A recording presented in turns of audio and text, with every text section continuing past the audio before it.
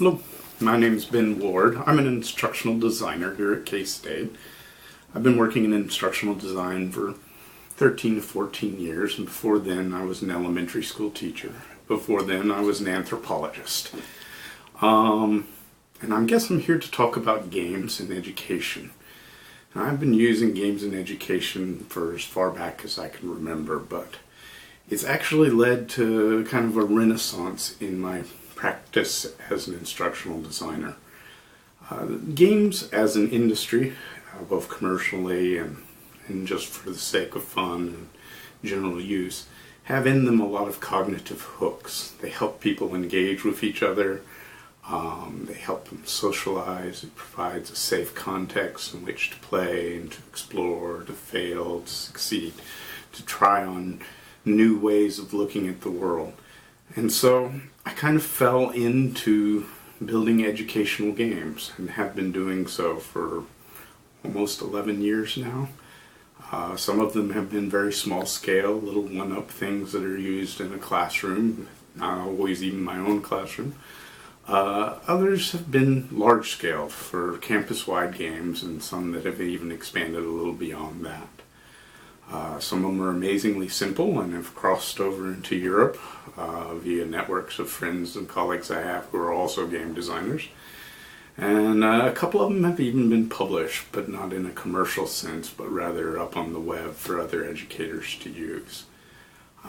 But mostly what I'm interested in is this opportunity that games present in education to learn without being all caught up in all the other aspects of having to get a grade and having to be perfect every time. I'm very much focused on the kind of growth mindset that games can foster. That idea that exploring and becoming better each time you go through the process is more important than being perfect the first time you walk through. And so I keep pushing along those lines.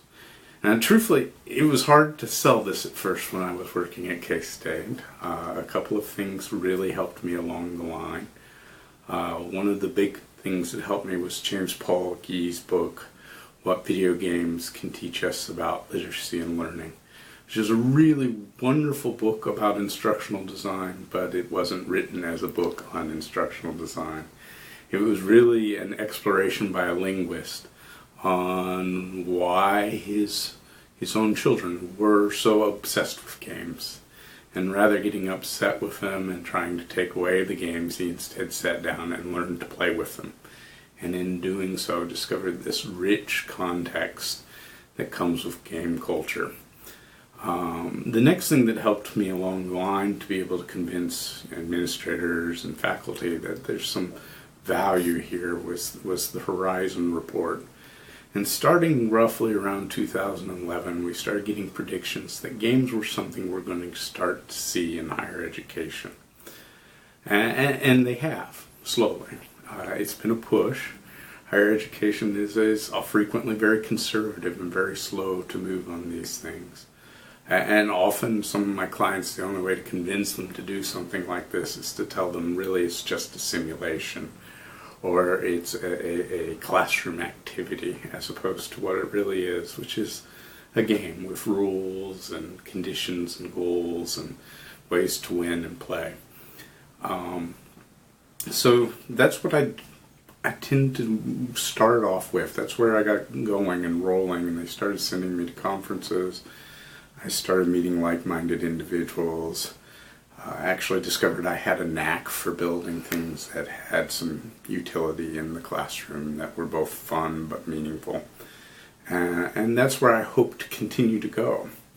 I think that's actually the future of education. We've spent centuries making education as deadly dull as possible, and we have lost a lot of our sense of curiosity, a lot of our sense of awe. We have forgotten that learning in itself is fun. It's playful. It's adventuresome.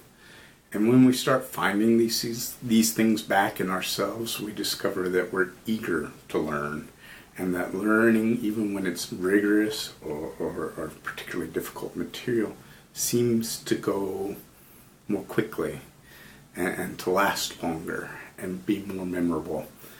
And that's what I'm really interested in. I am not interested in classes where I get an A and 2 years later I can't even tell you the name of the teacher. What I'm interested in are those learning experiences where, oh, I remember that class. We sat down this day and we played this game on how viruses move as a vector across the world. And that game was really neat. But what really sticks with me is now I kind of understand how people interact and how things like this work. Those are things that I really enjoy, those moments. And I still get emails from past students who want to use my games in classes they're teaching. I still meet people who ask, well, where did you get this game? Can I get it off the web? And often I can say yes, but sometimes it's just my own materials, and I have to send them the stuff myself. But that's why I'm focused on games on education. Is it my only focus? By no means. But I do think that education is really poised to change.